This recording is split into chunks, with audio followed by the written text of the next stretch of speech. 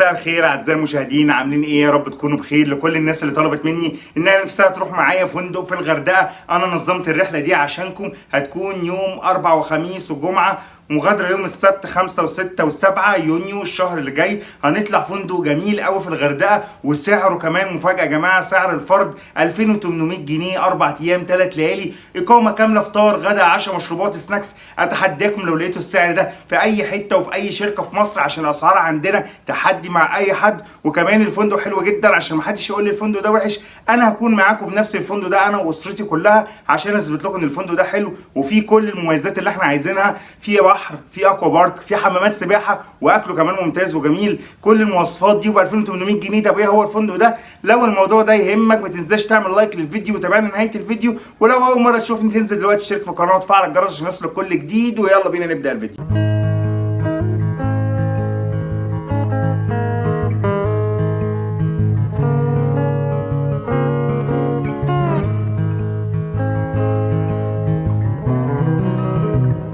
اول حاجه بقى بيتميز بيها الفندق بتاعنا دوت، فهو الريسبشن بتاعه فيه قعدات حلوه كده كتير زي ما احنا شايفين في الصور، وكمان بيوفر خدمه واي فاي ونت مفتوح في الريسبشن، فاحنا نقدر نقعد في الريسبشن ونستمتع بيه وناخد طبعا صور حلوه قاعدين في التكييف فاتحين موبايلاتنا وداخلين على النت والواي فاي والكلام دوت. لو دخلنا بقى جوه هنلاقي برده قعدات جوه كتير، في قعدات كتير على حمامات السباحه، في قعدات مختلفه بترابيزات وكراسي، وفي شезлونجات، كمان في اكتر من حمام سباحه زي ما احنا شايفين في الصور. عندهم 3 حمام سباحه، 3 جامدين جدا، من ضمنهم واحد فيه الاكوا بارك 2 سلايد، بس برده حلوين مش وحشين، يعني يناسبوا سن من اول ل 15 ل 20 30 35 سنه، هيقدروا يلعبوا بيها ويستمتعوا بيها ويتبسطوا بيها جدا. كمان عندهم اكوا بارك مناسبه للاطفال، لو انت معاك اطفال سن 3 او 4 او 5 6 سنين هيستمتعوا بالاكوا دي جدا. اكوا حلوه، زحلقات كده صغيره في قلب البول، الاولاد بيستمتعوا بيها جدا وبيتبسطوا بيها جدا. عندهم كمان بار على حمامات السباحه، فانت لو غاوي الحمامات السباحه وبتقعد على حمامات السباحه فانت هتلاقي البار بتاعك بالمشروبات بتاعتك. طبعا الاقامه بتاعتنا هناك كامله، بار غدا عشاء مشروبات وسناكس وكل حاجه. طبعا عندنا مساحات خضراء كتير، نخل كال حلوه قوي ومناظر حلوه قوي طبيعيه نقدر نتصور فيها وناخد بيها سيشن حلوه قوي. لو اتمشينا جوه شويه دخلنا على البحر بتاعه جميل وتحفه يا جماعه زي ما انتم مع بعض كده في الصور. البحر بتاعه رملي وجميل، ميه نقيه ونظيفه جدا، تقدر تنزل البحر من غير شوز ومن غير اي حاجه. حبيت تنزل غطس هتلاقي، حبيت تاخد يخت هتلاقي، وخدها زي ما احنا شايفين كده. البحر بتاعه ميه نظيفه وجميله وشط رملي. الفريق الانيميشن كمان بتاعهم لذيذ جدا، بيعمل حفلات كل يوم على البحر وعلى البول. برده في بار تاني على البحر، زي ما في بار على البول في بار على البحر بيقدم السناكس وبيقدم المشروبات بتاعتنا. فريق الانيميشن بيعمل رياضه وحركات كده وحاجات حلوه